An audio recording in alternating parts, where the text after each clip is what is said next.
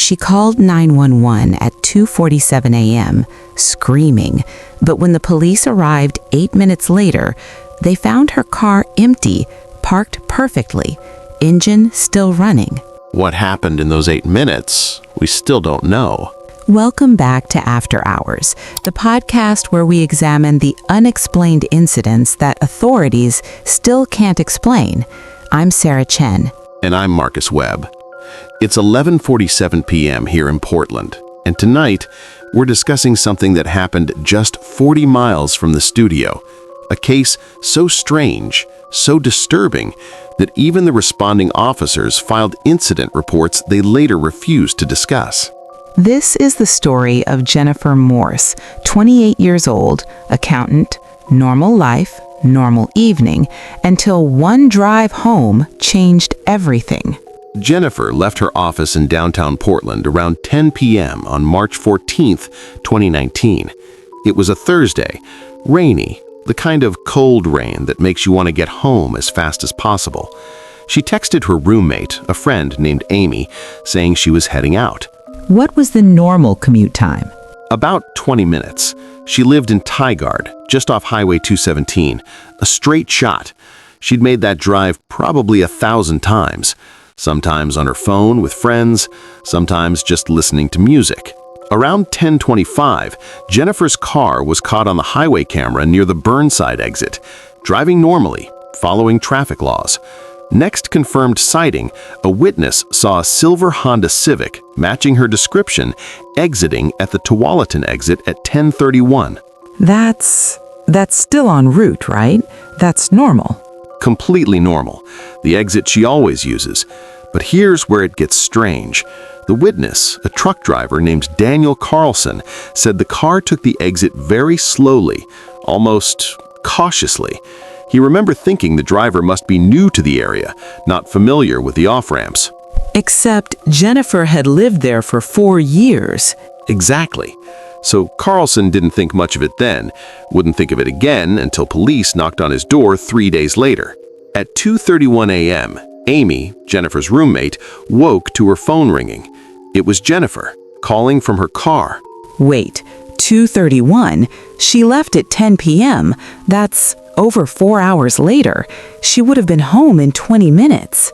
We know. Amy said Jennifer sounded disoriented.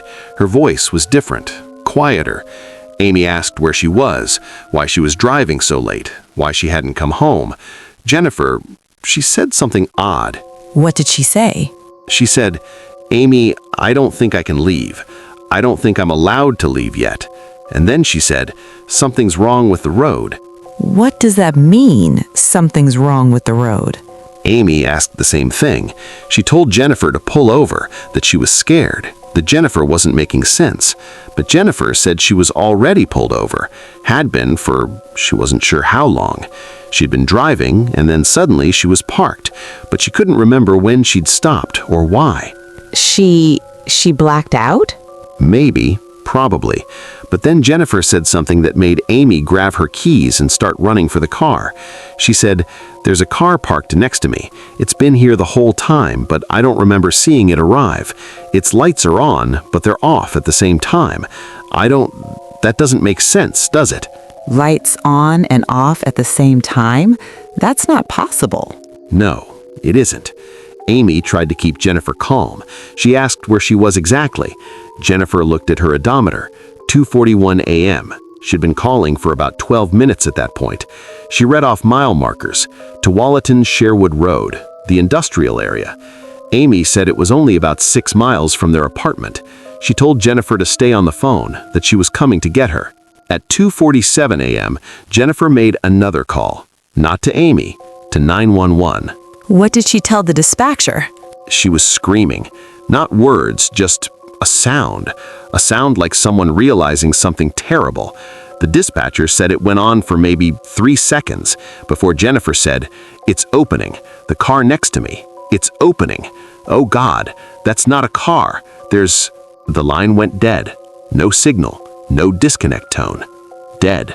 How long until police arrived? 8 minutes, which felt like hours to Amy, who was already driving, screaming Jennifer's name into her phone. But when the patrol car got there, they found Jennifer's Honda. Driver's side door was open, engine running, heat blasting. The seat was still warm, keys in the ignition, her purse on the passenger seat, phone on the dashboard, screen dark, battery dead. And Jennifer? Gone. No sign of her. The field next to the road was muddy from the rain, overgrown. They searched a mile radius that night, found nothing. No footprints, no blood, no clothing. The police brought dogs. The dogs wouldn't go into the field. They just refused? Apparently, they got about 30 feet out and started whining, wouldn't go further. One of the officers said it was the strangest thing he'd ever seen. The dogs were terrified, not of something they'd found, terrified of nothing, of the area itself. What does that mean? Dogs sense things we don't, but... Here's the part that makes the search and rescue report almost useless. They found another car in that industrial area, about a quarter-mile away, parked in an abandoned lot. An old Chevrolet. No license plates, no registration. When they ran the VIN number, the system said the car had been reported missing in 1987 from Gresham, Oregon, by a family whose daughter had disappeared. What was the daughter's name? Jennifer Morse. Different last name then, her maiden name. Jennifer Marie Morse disappeared on Tualatin Sherwood Road in 1987, 32 years before her identical case happened to her again. No, that can't be the same person. No, logically it can't be. The Jennifer we're talking about was born in 1991, 4 years after the first Jennifer disappeared. Different families, different lives, no relation. Until what? Until the police checked adoption records. The Jennifer Morse who disappeared in 1987 had a daughter, born in 1985. That daughter was put up for adoption through private services. Case sealed. The family who adopted her named her Jennifer Morse. Same name. So the woman who disappeared in 2019? Was the biological daughter of the woman who disappeared in 1987, on the same road, 32 years later, making the same call, describing the same impossible car, with the same last name, living the same life. But she was adopted. She wouldn't have known about her birth mother. How would she have? The case files say she didn't know. Amy, the roommate, confirmed it. Jennifer never knew she was adopted, never knew about the first case. But she kept a journal. Police found it in her apartment.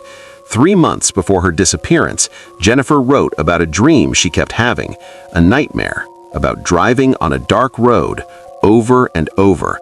Always the same road, always the feeling that she was late, that something was waiting for her. Where is she now? She's been missing for 5.5 years.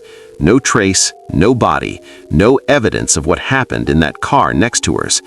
The old Chevrolet from 1987, they processed it, found nothing inside. No DNA, no hair, no fingerprints. It was perfectly clean, impossibly clean, like it had never been touched. And the original Jennifer from 1987? She's still missing, never found. And here's what no one talks about. The police report that Daniel Carlson filed 3 days after the incident. He said he'd been driving that same highway when he saw something, a silver Honda Civic, just like Jennifer's, the one he'd seen hours before. And it was parked on the shoulder again, engine running. But this time, there was someone in the driver's seat. Jennifer? No, a different woman, older, maybe 70s, just sitting there, hands on the wheel, staring ahead. When Carlson slowed down to check if she needed help, she turned and looked directly at him. He said her eyes were wrong. He couldn't explain it, but she looked like she'd been driving that highway forever. Did he get her license plate? He did. He reported it, but the plate was from 1987, and it matched the vehicle that brought the first Jennifer to the hospital, the one night in 1985 when she got pregnant. That's not possible. No, it isn't. So what are you saying? That there's something on that road? Something that... I'm not saying anything. I'm telling you what happened, what's documented, what was reported. But you have a theory. My theory is that some roads remember, some places remember, and sometimes they need you to complete a circle, a pattern, a cycle. You're talking about this like it's alive. Alive is the wrong word. Aware might be better. Marcus, Jennifer Morse wasn't the only missing person from that road. I looked it up before we started recording. I know. 7 people missing from Tualatin Sherwood Road in the last 40 years, all between the hours of 2 a.m. and 4 a.m., all in the same section where that old Chevrolet was found. 7 that we know about. What does that mean? I got a message before we started recording from a listener. He said his sister disappeared on Tualatin Sherwood Road in 1996.